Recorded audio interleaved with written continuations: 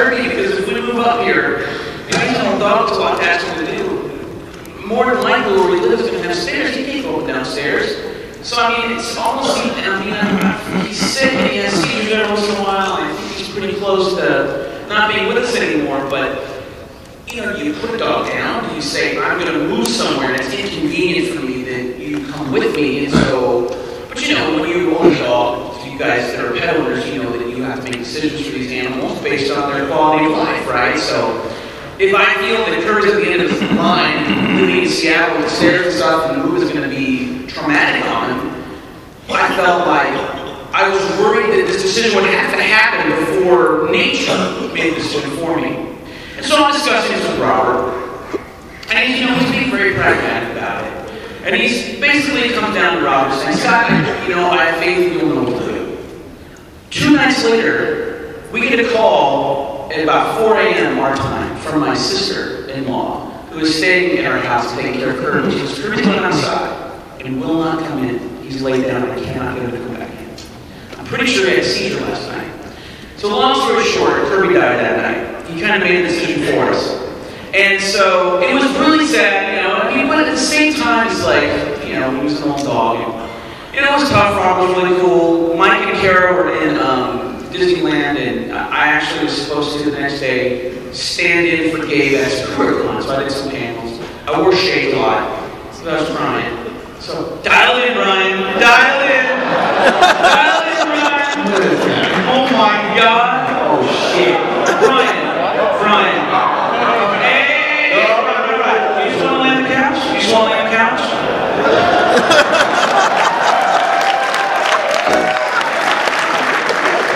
Ladies and gentlemen, my brother Ryan.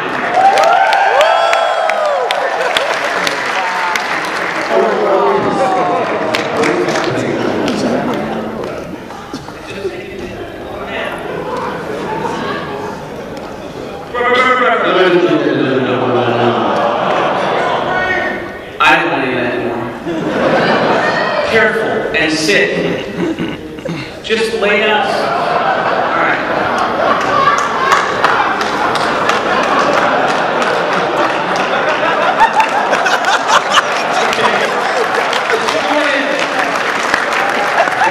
He's no longer part of the show. Okay. Proceed. Relax. All right. So my brother goes up here. All right. So. That's okay.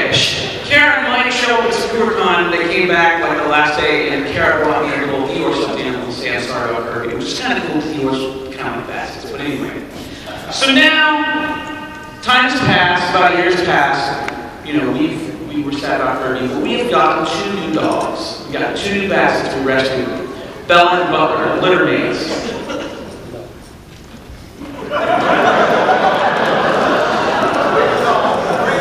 I'll wait.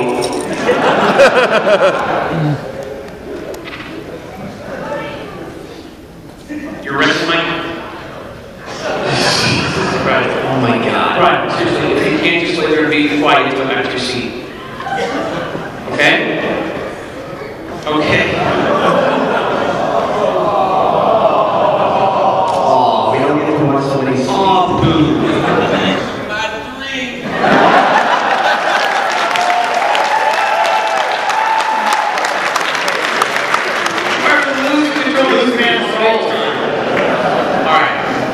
So,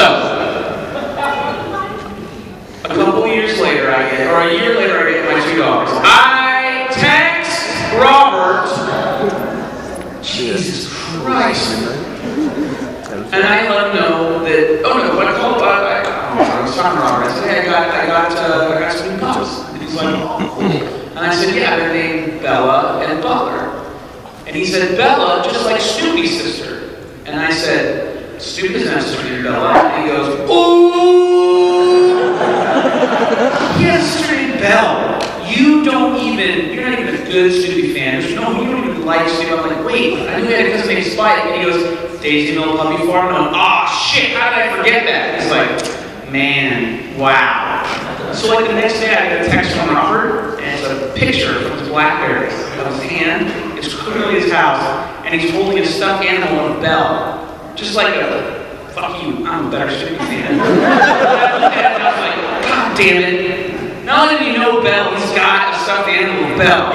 But at the same time, like, it's pretty cool, you know? Like, Mr. Robert, you know, I mean, letting me and now 1,000 people into, you know, the part of him I didn't know, he loves Snoopy. So, fast forward a couple years now. I finally moved to Seattle, and Robert's like, you know, are you okay? You like the office? Yes, we had a good time. A couple days later, I come into my office, inconspicuously on... Oh my shit. Jesus fucking Christ! Wow. You assholes have single-handedly ruined this panel.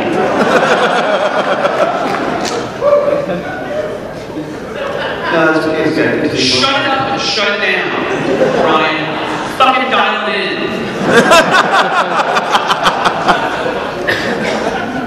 Master storyteller cannot do my job. Anyway, came into my office and the Belle doll was on my bookshelf. Robert left it. Thank you, Brian, for reading the story. You wrecked it. You lost the gig.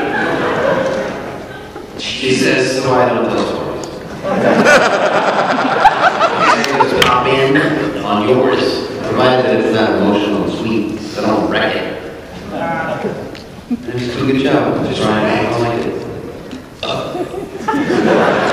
Kris, I have given us all hope on this panel. May I have the alcoholic whipped cream?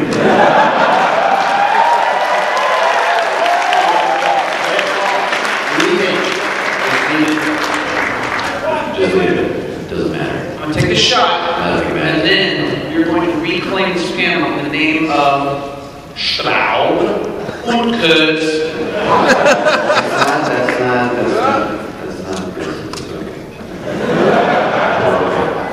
Can I say something on behalf of my father?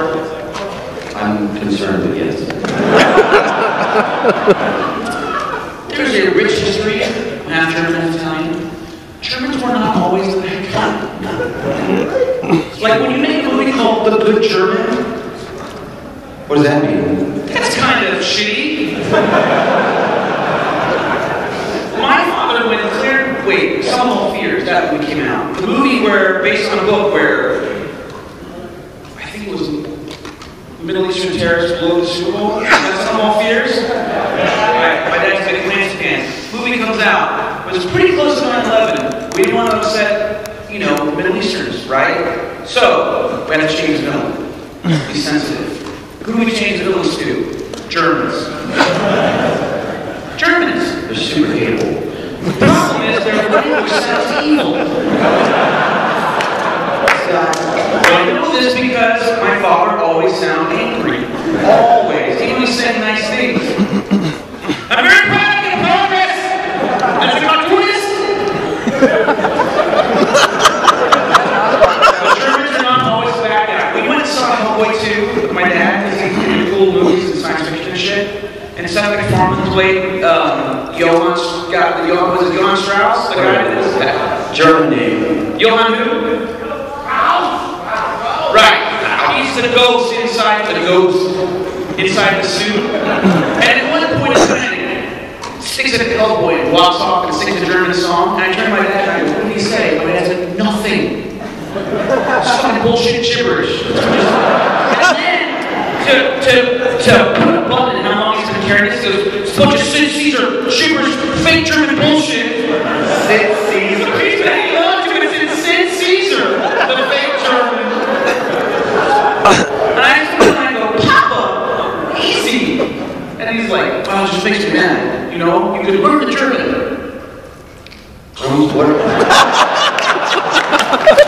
What am I supposed to do? I'm half German and half Middle Eastern.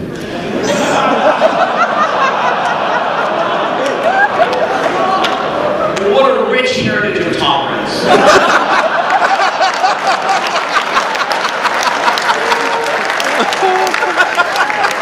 At least I'm half Italian.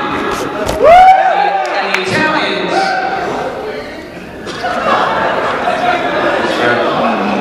Oh, what did you say? Yeah, what about this?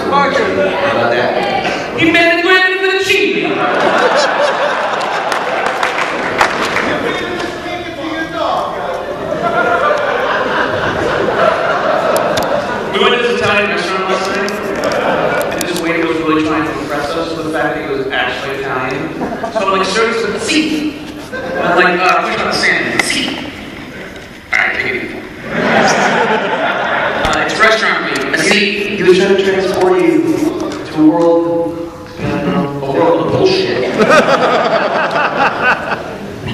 You know, in the back is like, fat kid on 12 with the chow.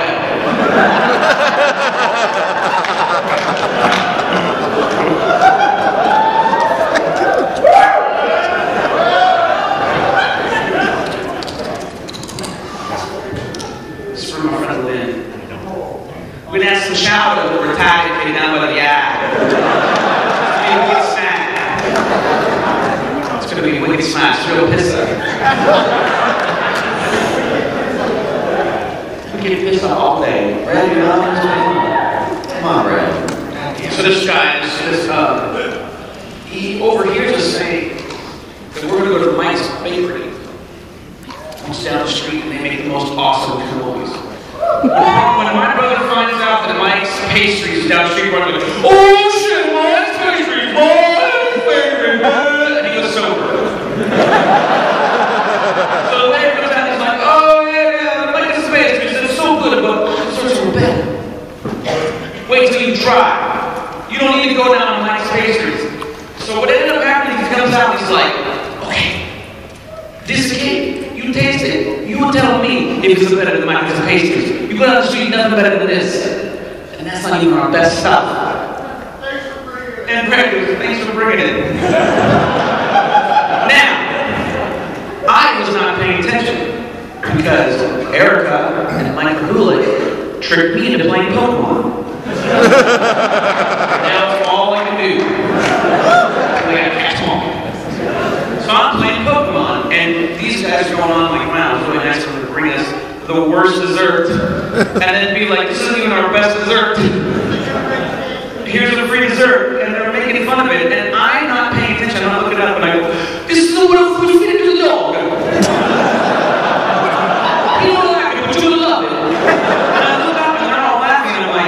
Still got it.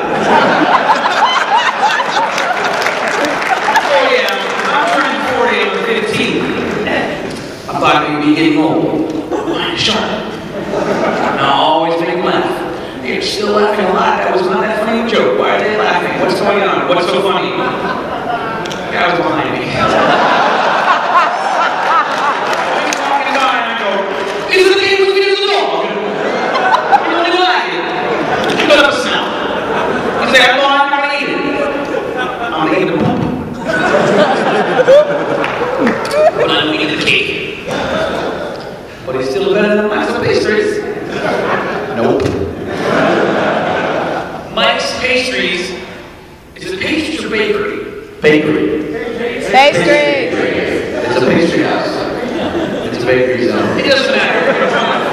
Fuck, everything's in there. It's a bakery zone. It's the zone of bakeries. Stick that cannoli on it.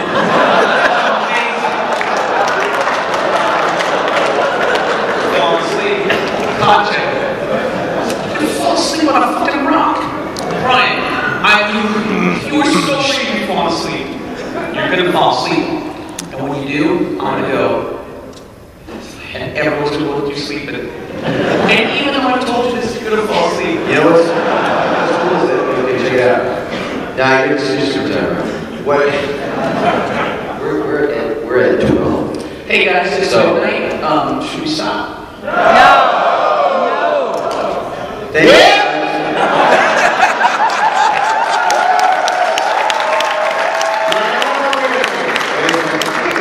We need a place to stop. We need a place to stop. Thank you guys for coming. Wait for it. Thank you guys for coming. It's been great. Good night. That's the after show.